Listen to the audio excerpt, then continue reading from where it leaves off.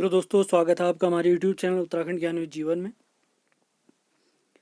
Indian polity के जो MCQ series हमारी चल रही थी, आज उसका देखेंगे 5वां भाग। इससे पहले के 4 भाग ज़रूर देखें, उनके लिंक आपको मैं डिस्क्रिप्शन में दे दूंगा। आज का जो हमारा टॉपिक है वो है हमारे भारत के राष्ट्रपति। तो इसमें इनसे रिलेटेड लगभग 85 प्लस क्वेश्चन हम देखने वाले हैं, जो किसी न किसी एग्ज़ाम में ज़रूर पूछे गए हैं। अब इनसे रिलेटेड डिटेल टॉपिक मैं आपको पहले ही पढ़ा चुका हूँ, तो टॉपिक वाइज जो हमारी सीरीज है पॉलिटी की, उसको ज़रूर फॉलो करें। उसमें 4 वीडियो आ चुके हैं, जिसमें राष्ट्रपति तक हम निपटा चुके हैं। उसके आगे के वीडियो लगातार आते रहेंगे। इसी के साथ साथ हमारी जो उत्तराखंड के इतिहास वाली सीरीज चल रही है, उत्तराखंड का जो इतिहास वाली सीरीज चल रही है, उसके 11 भाग आ चुके हैं, उनको ज़रूर देखें। इन 11 भागों में हमने उत्तराखंड का परिचय, चंद वंश और उत्तराखंड का परमार वंश ये कंप्लीट कर चुके हैं अजय रावत जी की पुस्तक का। कल जो हम इतिहास का वीडियो लेके आएंगे दिन में 12 बजे, वो हमारा 12वां लेक्चर होगा उत्तराखंड के इतिहास का, जिसमें हम अजय रावत जी की पुस्तक का 4th चैप्टर यानी गोरखा शासन स्टार्ट करेंगे। गोरखा शासन का पार्ट नंबर 1 देखेंगे। तो बहुत ध्यानपूर्वक आपने सारे वीडियो देखने हैं, और कल शाम तक आपको बची हुई सारी पीडीएफ प्राप्त हो जाएंगी। जो पीडीएफ मैं भेज नहीं पाया हूँ, वो सारी पीडीएफ कल आपको हमारे टेलीग्राम चैनल में प्राप्त हो जाएंगी। और आज मैंने एक व्हाट्सएप ग्रुप भी बनाया है, तो आप उस व्हाट्सएप ग्रुप से जुड़ जाएं। इस व्हाट्सएप ग्रुप का लिंक मैंने डिस्क्रिप्शन में दे रखा है, और टेलीग्राम में भी उसका लिंक दे दिया है, तो व्हाट्सएप ग्रुप से जुड़ जाएं।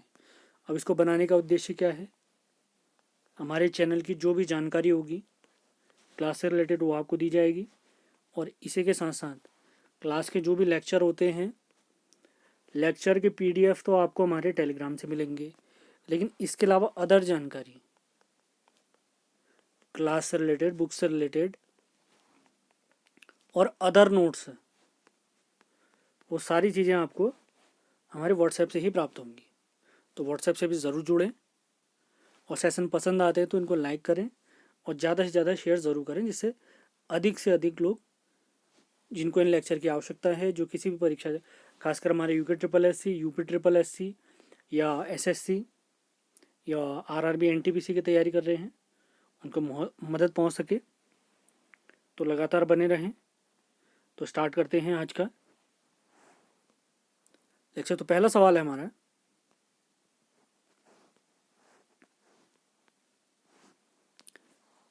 भारत के राष्ट्रपति की तुलना निम्न में से किससे करना सर्वाधिक उचित है।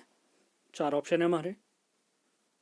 तो इसका राइट आंसर है ब्रिटेन के सम्राट से। आप लोग अगर आंसर देना चाहते हो तो वीडियो पॉज करके देखें, आप अपने आंसर मैच कर सकते हैं। मैं टाइम बिल्कुल वेस्ट नहीं करूंगा, क्योंकि बहुत सारे सवाल हमने देखने हैं। तो दूसरा सवाल है, भारत में कार्यपालिका का अध्यक्ष कौन होता है। दूसरा सवाल, तो भारत में कार्यपालिका का अध्यक्ष होते हैं राष्ट्रपति, लेकिन वास्तविक अध्यक्ष कहेंगे तो हमारे प्रधानमंत्री। अगले सवाल की तरफ बढ़ते हैं। तीसरा सवाल, संघ की कार्यपालिका की शक्ति किसमें निहित होती है। संघ यानी यूनियन की जो कार्यपालिका शक्ति है वो हमारे राष्ट्रपति में निहित होती है। चौथे सवाल की तरफ बढ़ते हैं। भारत का राष्ट्रपति, 4 ऑप्शन है हमारे पास। तो चौथे सवाल का हमारा राइट आंसर है ऑप्शन नंबर ए, राज्य का प्रधान होता है। राज्य मतलब यहाँ पर देश की बात हो रही है। पांचवें सवाल की तरफ बढ़ते हैं। भारतीय संविधान के अनुसार देश का प्रथम नागरिक कौन होता है। तो भारतीय संविधान के अनुसार देश का प्रथम नागरिक होते हैं हमारे राष्ट्रपति जी, हमारे राष्ट्रपति जी। अगले सवाल की तरफ बढ़ते हैं। आज का हमारा छठा सवाल, भारतीय संविधान के अनुसार संघ की कार्यपालिका शक्ति किसमें निहित होती है। तो छठे सवाल का राइट आंसर है ऑप्शन नंबर बी, हमारा राष्ट्रपति। सातवें सवाल की तरफ बढ़ते हैं। भारतीय संविधान के अनुसार देश की तीनों सेनाओं का अध्यक्ष कौन होते हैं। तो भारत की तीनों सेनाओं के अध्यक्ष होते हैं हमारे राष्ट्रपति। अगले सवाल की तरफ बढ़ते हैं। भारत का राष्ट्रपति होता है, भारत का राष्ट्रपति होता है, तो राइट आंसर है राज्य का संवैधानिक अध्यक्ष। तो वास्तविक शासक कौन होते हैं, वास्तविक शासक प्रधानमंत्री जी होते हैं। नवा सवाल देखते हैं आज का। भारतीय सशस्त्र सेनाओं का सर्वोच्च कमांडर कौन होता है? भारतीय सशस्त्र सेनाओं का सर्वोच्च कमांडर हमारे राष्ट्रपति जी होते हैं। अगला सवाल देखते हैं। भारतीय संविधान के अनुसार देश की तीनों सेनाओं का अध्यक्ष कौन होता है? तो ये होते हैं हमारे राष्ट्रपति। अगला सवाल, भारत के राष्ट्रपति होते हैं राज्य का संवैधानिक अध्यक्ष। संविधान के अनुसार सबसे बड़े होंगे, लेकिन वास्तविक हमारे प्रधानमंत्री होते हैं। अगला सवाल देखते हैं। भारतीय सशस्त्र सेनाओं का सर्वोच्च कमांडर कौन होता है? तो इसका राइट आंसर है हमारे राष्ट्रपति होते हैं। अगले सवाल की तरफ बढ़ते हैं। भारत के राष्ट्रपति के लिए आवश्यक योग्यता नहीं है। तो चार ऑप्शनों के हिसाब से ऑप्शन नंबर डी बिल्कुल सही जवाब है। ये योग्यता होनी आवश्यक नहीं है, यानी वह संसद के किसी सदन का सदस्य हो। अगले सवाल की तरफ बढ़ते हैं। भारत के राष्ट्रपति निर्वाचित होने के पात्र बनने के लिए किसी व्यक्ति की आयु पूर्ण होनी चाहिए। तो कितनी होनी चाहिए? 35 वर्ष होनी चाहिए। अगले सवाल की तरफ बढ़ते हैं। राष्ट्रपति पद के उम्मीदवार के लिए अधिकतम आयु कितनी होनी चाहिए? कोई सीमा नहीं है इसके लिए। अगला सवाल देखते हैं। एक व्यक्ति राष्ट्रपति पद के लिए अधिकतम कितनी बार चुना जा सकता है? इसकी भी कोई सीमा नहीं हमारे संविधान में। अगला सवाल देखते हैं। राष्ट्रपति का निर्वाचन किस प्रकार से होता है? तो इसका राइट आंसर है अप्रत्यक्ष रूप से। अप्रत्यक्ष रूप से 14वें सवाल का राइट आंसर है अप्रत्यक्ष रूप से। अगले सवाल की तरफ बढ़ते हैं। राष्ट्रपति पद के निर्वाचन हेतु कौन सी पद्धति अपनाई जाती है? राइट आंसर है ऑप्शन नंबर डी, समानुपातिक प्रतिनिधित्व एवं एकल संक्रमणी मत पद्धति। अगला सवाल देखते हैं। राष्ट्रपति पद के चुनाव संबंधी विवाद को किसे निर्देशित किया जाता है? राइट आंसर है उच्चतम न्यायालय को। अगला सवाल देखते हैं। राष्ट्रपति के चुनाव के लिए प्रस्तावक एवं अनुमोदकों को कम से कम कितनी संख्या होनी आवश्यक है? 50 प्रस्तावक, 50 अनुमोदक। अगले सवाल की तरफ बढ़ते हैं। भारत का राष्ट्रपति निर्वाचित होने के लिए निम्न में से कौन सी बात अयोग्यता मानी जाएगी? ऑप्शन नंबर डी, यानी वो कोई लाभ का पद धारण किए हुए हों। अगला सवाल देखते हैं। भारत में राष्ट्रपति का चुनाव किया जाता है, तो इसका राइट आंसर है ऑप्शन नंबर बी, एकल हस्तांतरण मत पद्धति द्वारा। अगले सवाल की तरफ बढ़ते हैं। राष्ट्रपति पद का चुनाव संचालित किया जाता है किसके द्वारा? निर्वाचन आयोग द्वारा। अगला सवाल, भारत में किसके चुनाव में आनुपातिक प्रतिनिधित्व चुनाव प्रणाली अपनाई जाती है? तो राष्ट्रपति इसका सही जवाब है। अगला सवाल 22वां सवाल, राष्ट्रपति चुनाव संबंधी मामले किसके पास भेजे जाते हैं? उच्चतम न्यायालय के पास भेजे जाते हैं। अब किस आर्टिकल के तहत भेजे जाते हैं अगले सवाल में यही पूछा जाता है। तो ये आर्टिकल है आर्टिकल हमारा 71। अगला सवाल देखते हैं। राष्ट्रपति पद के उम्मीदवारों को चुनाव प्रचार के लिए कितना समय प्राप्त होता है? तो इनको प्राप्त होता है 2 सप्ताह का समय। ऑप्शन नंबर बी बिल्कुल सही है। अगला सवाल देखते हैं। भारत के राष्ट्रपति का चुनाव कितने वर्षों के लिए होता है? 5 वर्ष के लिए। अमेरिका के 4 वर्ष के लिए होता है। अगले सवाल की तरफ बढ़ते हैं। किस अनुच्छेद के तहत राष्ट्रपति अपने पद ग्रहण करने की तिथि से 5 वर्ष की अवधि तक अपने पद पर बने रहते हैं? 26वें सवाल का राइट आंसर है ऑप्शन नंबर बी, यानी आर्टिकल 56। अगला सवाल, राष्ट्रपति के चुनाव के लिए निर्वाचक मंडल में होते हैं कौन शामिल होते हैं? तो इसका राइट आंसर है ऑप्शन नंबर बी, संसद के दोनों सदनों तथा विधानसभाओं के निर्वाचित सदस्य। अगला सवाल देखते हैं। भारत के राष्ट्रपति के निर्वाचन के बारे में निम्न में से कौन सा कथन सही नहीं है? उपयुक्त सारे कथन सही नहीं है। सारे कथन सही नहीं है। अगले सवाल की तरफ बढ़ते हैं। भारत के राष्ट्रपति को उसके पद द्वारा हटाया जाता है। हटाया जा सकता है किसके द्वारा? संसद के द्वारा। तो किसके द्वारा? संसद के द्वारा। अगला सवाल देखते हैं। भारत के राष्ट्रपति को पद से हटाने की प्रक्रिया है, तो इनको हटाया जा सकता है संसद द्वारा महाभियोग लगाकर। संसद द्वारा महाभियोग लगाकर। अगले सवाल की तरफ बढ़ते हैं। संविधान के उल्लंघन के लिए राष्ट्रपति के विरुद्ध अभियोग कार्रवाई किसमें शुरू की जा सकती है? तो संसद के किसी भी सदन में, यानी लोकसभा में भी या राज्यसभा में भी, किसी में भी किया जा सकता है। अगला सवाल 32वां सवाल, राष्ट्रपति को हटाया जा सकता है किसके द्वारा? महाभियोग द्वारा। अगले सवाल की तरफ बढ़ते हैं। राष्ट्रपति पर महाभियोग किस आधार पर लगाया जाता है? तो इसका राइट आंसर है संविधान के अतिक्रमण करने पर। अगले सवाल पर चलते हैं। राष्ट्रपति पर महाभियोग की प्रक्रिया किस देश के संविधान से ली गई है? तो America is the right answer. अगला सवाल, भारत के राष्ट्रपति को किस परिस्थिति में उसके पद से त्यागपत्र देना होता है? तो इसका राइट आंसर है महाभियोग लगने पर। अगले सवाल की तरफ चलते हैं।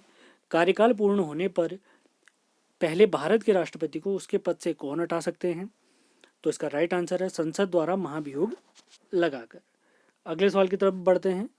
राष्ट्रपति पर महाभियोग का आरोप एक संकल्प के रूप में संसद के किसी भी सदन में लगाया जा सकता है। यह कम से कम कितने दिन की लिखित सूचना पर लगाया जा सकता है? तो इस क्वेश्चन का हमारा राइट आंसर है ऑप्शन नंबर बी, यानी कितने दिन? 14 दिन। अगले सवाल की तरफ बढ़ते हैं। सदन में राष्ट्रपति के विरुद्ध महाभियोग प्रस्ताव पास करने के लिए कितने सदस्यों का समर्थन होना बिल्कुल आवश्यक है? तो 38वें क्वेश्चन का हमारा राइट आंसर है ऑप्शन नंबर बी, सदन के कुल सदस्यों में से कम 2/3 सदस्य। अगले सवाल की तरफ बढ़ते हैं। भारत के राष्ट्रपति को कार्य अवधि के समाप्ति के पूर्व भी पद से हटाया जा सकता है, किसके द्वारा? तो इसका राइट आंसर है ऑप्शन नंबर सी, महाभियोग द्वारा। तो 39 क्वेश्चन हम निपटा चुके हैं।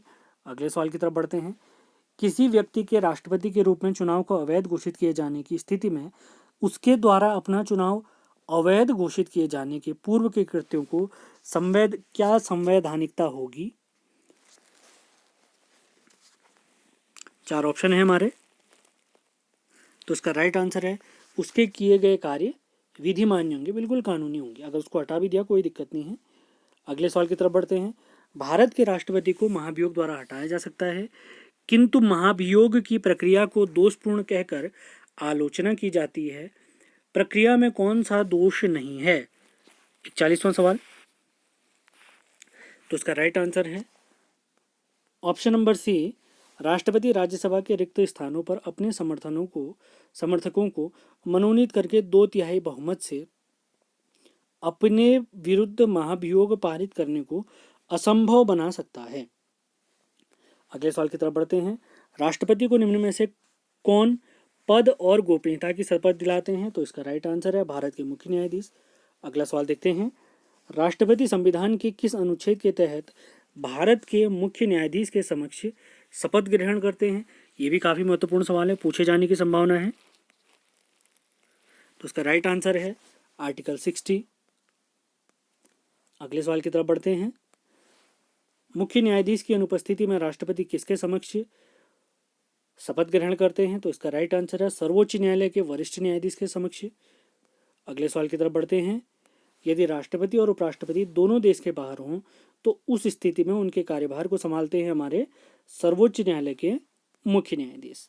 अगले सवाल की तरफ बढ़ते हैं। आप सारे ऑप्शन देख सकते हैं, मैं टाइम वेस्ट न होकर के तुरंत आंसर इसी वजह से बता रहा हूँ। अगला सवाल देखते हैं। यदि भारत के राष्ट्रपति त्यागपत्र देना चाहते हैं तो वे अपना त्यागपत्र किसे देंगे? भारत के उपराष्ट्रपति को। अगले सवाल की तरफ बढ़ते हैं। राष्ट्रपति के त्यागपत्र की सूचना उपराष्ट्रपति सबसे पहले किसको देता है? मोस्ट इंपॉर्टेंट सवाल मान के चले से। तो इसका राइट आंसर है ऑप्शन नंबर सी, लोकसभा अध्यक्ष को। अगले सवाल की तरफ बढ़ते हैं। भारत के राष्ट्रपति और उपराष्ट्रपति की मृत्यु की स्थिति में भारत के राष्ट्रपति के रूप में कौन कार्य करते हैं? तो इसका राइट आंसर है भारत के मुख्य न्यायाधीश। अगले सवाल की तरफ बढ़ते हैं। यदि मृत्यु, त्यागपत्र अथवा हटाए जाने की स्थिति में भारत के राष्ट्रपति का पद रिक्त हो जाए तो उस पद का कार्यभार कौन संभालेंगे? भारत के मुख्य न्यायाधीश संभालेंगे। अगला सवाल देखते हैं। जब राष्ट्रपति मृत्यु, त्यागपत्र, पदच्युत या अन्य कारणों से अपने कर्तव्य को नहीं निभा सकते हैं तो उपराष्ट्रपति कितने समय तक राष्ट्रपति के रूप में काम कर सकते हैं? ये सवाल भी काफी इंपॉर्टेंट मान के चलें आप। तो राइट आंसर है इसका ऑप्शन नंबर डी, 6 माह। अगले सवाल की तरफ बढ़ते हैं। निम्न में से भारत के कौन से राष्ट्रपति पूर्व में केंद्रीय गृह मंत्री थे? 51वां सवाल है हमारा। तो इसका राइट आंसर है ज्ञानी जैल सिंह जी। अगले सवाल की तरफ बढ़ते हैं। भारत के राष्ट्रपति निर्वाचित होने के पूर्व निम्न में से कौन उपराष्ट्रपति नहीं थे? ये भी काफी इंपॉर्टेंट सवाल मान के चलें। तो सवाल का हमारा राइट आंसर है ऑप्शन नंबर डी, ज्ञानी जैल सिंह। अगले सवाल की तरफ बढ़ते हैं। भारत के चौथे राष्ट्रपति कौन थे?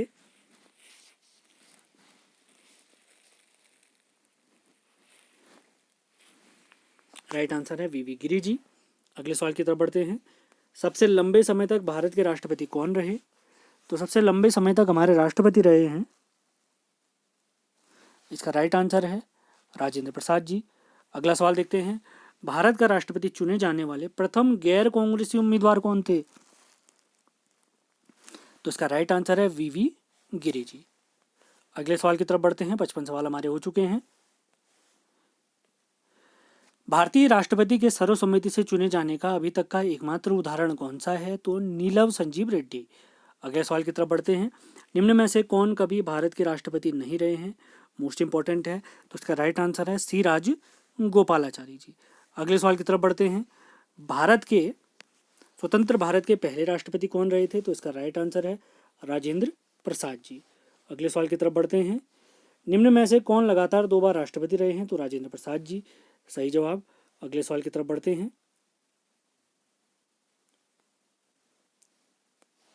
भारतीय संविधान का कौन सा अनुच्छेद राष्ट्रपति के पद के पुनर्निर्वाचन की योग्यताएं निर्धारित करता है? तो इसका राइट आंसर है ऑप्शन नंबर डी, आर्टिकल 57। अगला सवाल देखते हैं। जनता पार्टी के शासन के दौरान भारत के राष्ट्रपति कौन थे? तो इसका राइट आंसर है option number B, N Sanjiva Reddy, Neelam Sanjiva Reddy. अगला सवाल देखते हैं।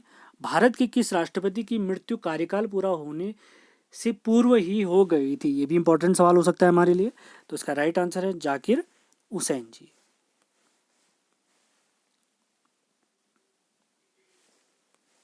अगले सवाल की तरफ बढ़ते हैं। भारतीय संघ के प्रतिरक्षा बलों का सर्वोच्च समादेश निम्न में से किसमें निहित होता है? तो किसमें निहित होता है? हमारे राष्ट्रपति में। अगला सवाल देखते हैं। निम्न में से भारत का राष्ट्रपति किसकी नियुक्ति नहीं कर सकता है? ये भी काफी महत्वपूर्ण सवाल है। तो इसका राइट आंसर है उपराष्ट्रपति। अगला सवाल देखते हैं। निम्न में से किसकी नियुक्ति भारत के राष्ट्रपति करते हैं? काफी इंपॉर्टेंट सवाल, 65वां सवाल। तो इसका राइट आंसर है ऑप्शन नंबर डी, इन सभी की नियुक्ति, यानी महान्यायवादी जी की भी, कैग की भी और राज्यपाल की भी। अगला सवाल देखते हैं। केंद्रीय मंत्रिमंडल के मंत्रियों की नियुक्ति कौन करते हैं? काफी इंपॉर्टेंट सवाल। तो इसका राइट आंसर है ऑप्शन नंबर सी, प्रधानमंत्री जी की सलाह पर राष्ट्रपति। अगला सवाल देखते हैं। निम्न में से किसकी नियुक्ति राष्ट्रपति के द्वारा नहीं की जाती है? तो इसका राइट आंसर है लोकसभा अध्यक्ष की। लोकसभा अध्यक्ष को सदस्यों में से ही चुना जाता है। अगला सवाल देखते हैं। भारत के राष्ट्रपति की मर्जी तक निम्न में से कौन अपने पद पर रह सकता है? काफी महत्वपूर्ण सवाल। तो राइट आंसर है इसका राज्यपाल। अगला सवाल। निम्न में से किसे राष्ट्रपति नियुक्त नहीं करता है? तो इसका राइट आंसर है योजना आयोग को। अगला सवाल देखते हैं। वित्त बिल के लिए किसकी पूर्व स्वीकृति आवश्यक होती है? महत्वपूर्ण सवाल, 70वां सवाल। तो भारत के राष्ट्रपति। अगला सवाल देखते हैं। किसी भी अभियुक्त की फांसी की सजा को बदलने या कम करने का अधिकार हमारे केवल राष्ट्रपति को है। अगला सवाल देखते हैं। राष्ट्रपति द्वारा लोकसभा और राज्यसभा में मनोनीत कुल सदस्यों की संख्या बतानी है। दोनों में मनोनीत सदस्यों की संख्या बतानी है। तो राइट आंसर है 14। अगला सवाल देखते हैं। भारत के राष्ट्रपति को यह अधिकार प्राप्त नहीं है कि वह 73वां सवाल। तो राइट आंसर है न्यायालय के न्यायाधीश को हटाए। ऑप्शन नंबर बी बिल्कुल सही होने वाला है। अगला सवाल देखते हैं।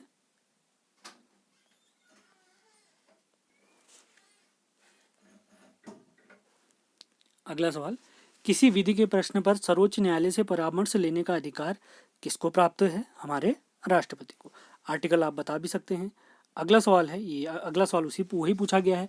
भारतीय संविधान का कौन सा अनुच्छेद राष्ट्रपति को उच्चतम न्यायालय से परामर्श करने की शक्ति प्रदान करता है? काफी महत्वपूर्ण सवाल है। 75वां सवाल है आज का हमारा।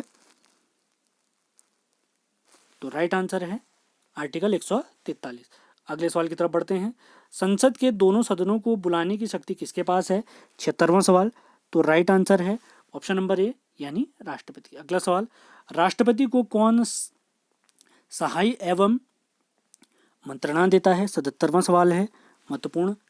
राइट आंसर है संघीय मंत्री परिषद। अगले सवाल की तरफ बढ़ते हैं।